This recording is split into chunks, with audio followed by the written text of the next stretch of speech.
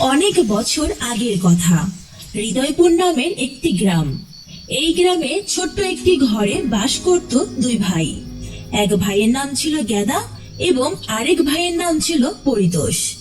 গেদা মোটেও পড়াশোনা করেনি, কিন্তু পরিতোষ ক্লাস 8 পর্যন্ত পড়াশোনা করেছিল। তাই পরিতোষ ভালো জুতা, জামা ও চুল আঁচড়ানো অবস্থায় এদিক ওদিক ঘুরে বেড়াতো। গেদা মাঠে কাজ করত ও ঘরের কাজ করত, কিন্তু পরিতোষ গ্রামে ঘুরে বেড়াতো এবং মাতব্বরি করত। একদিন গেদা মাঠে ধান লাগাচ্ছিল আর দুঃখের গান গাইছিল।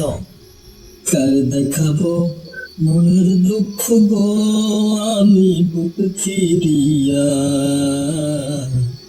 অন্তরে হয় কত আগুন জলে নিভা নিভা, অন্তরে হয় জলে আগুন জলে নিভা নিভা। ধান লাগানোর শেষে গেদা দুপুরে বাড়ির উদ্দেশ্যে রওনা দিল এবং বাড়ি যেতে যেতে সে চিন্তা করতে লাগলো। ওই সারাদিন কোলায় কাম করি, মাঠে গরু চড়াই, আবার গরুকে খাওয়ানো দিই, ঘরের যাবতীয় সব কাজ করি। আর আমার দাদাই খালি এদিক ওদিক ঘুরে বেড়ায়, কাজ কাম কোনো কিছু করে না, গ্রামে গ্রামে শুধু মাতব্বরি করে বেড়ায়। না, এত কাজ কাম আমার আর ভালো লাগে না, এর একটা হস্তনস্ত করতেই হইবে। আসবো এই দাদার লগে কথা কব। এই কথা বলতে বলতে ও চিন্তা করতে করতে গেদা বাড়িতে চলে গেল। দুপুর গড়িয়ে সন্ধ্যা নেমে এলো। গেদা তখন ঘরের সামনে বসে আছে এবং পরিতোষ ঘরের দিকেই আসছে। পরিতোষ ঘরের দুয়ারে আসতেই গেদা পরিতোষকে ডাক দিল। এদা হন, তোর লগে আমার কিছু কথা আছে। কি কথা কবি? তাড়াতাড়ি ক, অনেক ক্ষুধা লাগছে আমার, ভাত খামো। দেখ, এই বাড়ি ঘর সংসার সবকিছুর অর্ধেক তোর আর অর্ধেক আমার, কিন্তু ঘরের যাবতীয় সব কাজ আমি করি, মাঠেও কাজ করি, গরুও চড়াই, আর তুই খালি এদিক ওদিক ঘুরে বেড়াও, গ্রামে গ্রামে মাতব্বরি করো। চিন্তা করছি আমিও তোর মতো মাতব্বরি করবো। কাল হইতে মুই আর মাঠে যাবো না, তুই মাঠে যাবি, অন্যান্য কাজ বাজ করবি, আর মুই মাতব্বরি করবো। পরিতোষ কিছুক্ষণ চিন্তা করে গেদাকে বলল, আচ্ছা ঠিক আছে, তাইলে তুই মাতব্বরি করিস, আমি অন্যান্য সব কাজ করবো। দেখি তুই কতটা মাতব্বরি করতে পারিস। পরের দিন সকাল হতে না হতেই গেদা জামা কাপড় পরে রেডি হয়ে বাহিরে বের হলো মাতব্বরি করার জন্য।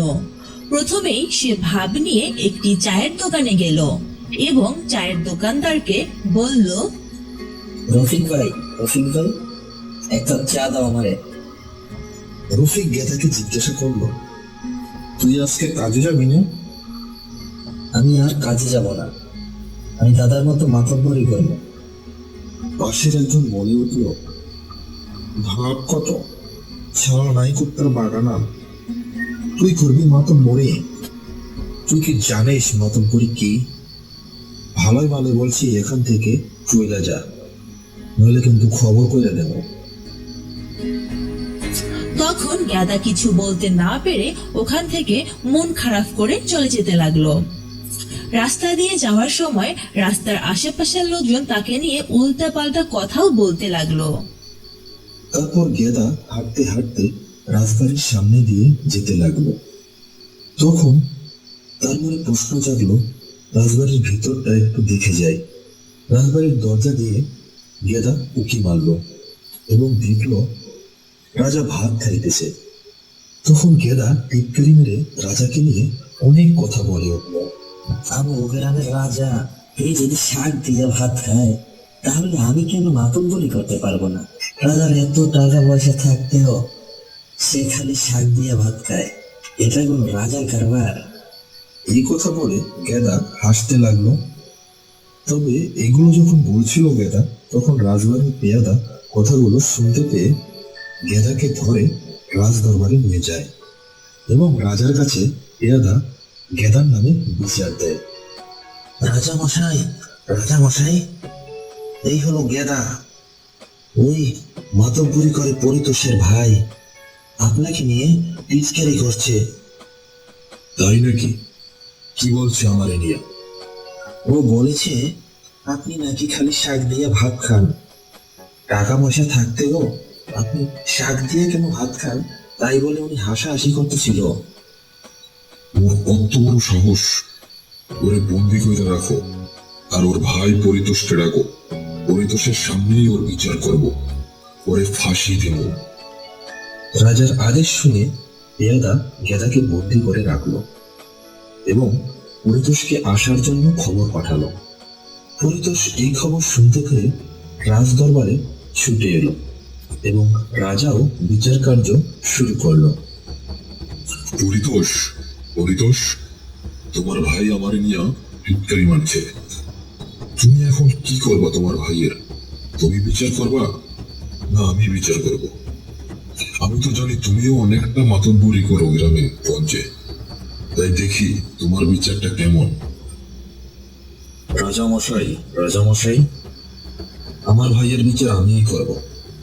আপনি দেখেন আমি কি করতেছি। এই গাদা, কি করছিস তুই রাজামশাইয়ের সঙ্গে? রাজামশাই শাক দিয়ে ভাত খাচ্ছিল, ওটা দেখে আমি বলেছিলাম যে রাজামশাই শাক দিয়ে ভাত খায়, তার এত টাকা পয়সা থাকা সত্ত্বেও, আর এতেই রাজামশাই আমার ফাঁসিতে ঝুলাইতে চায়। দাদা, পরিতোষ তখন রেগে আগুন।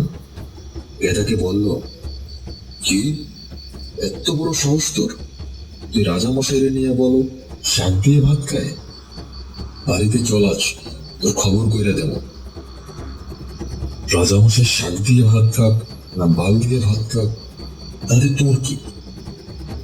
রাজামশাই, আপনি ওরে ক্ষমা কইরা দেন, আমি ওরে বাড়িতে নিয়ে যাইতেছি, তারপর বিচার করতেছি। তখন রাজামশাই বলল, ঠিক আছে, তুমি আমার সাথে মাদকগুরি করো, এই জন্য আমি ওরে আজ ছাইরা দিলাম, কিন্তু তুমি ওর বিচার কইরো। এই বলে রাজামশাই পেয়াদাকে গেদাকে ছেড়ে দিতে বলল। পরিতোষ রাজামশাইকে ধন্যবাদ দিয়ে গেদাকে নিয়ে রাজ দরবার পরিত্যাগ করলো এবং বাড়িতে চলে যেতে লাগলো। পথে যেতে যেতে গেদা চিন্তা করতে থাকলো যে আমি রাজামশাইরে বলছি শাক দিয়ে ভাত খায়, আর তাতেই আমার ফাঁসি দিয়ে দেয়,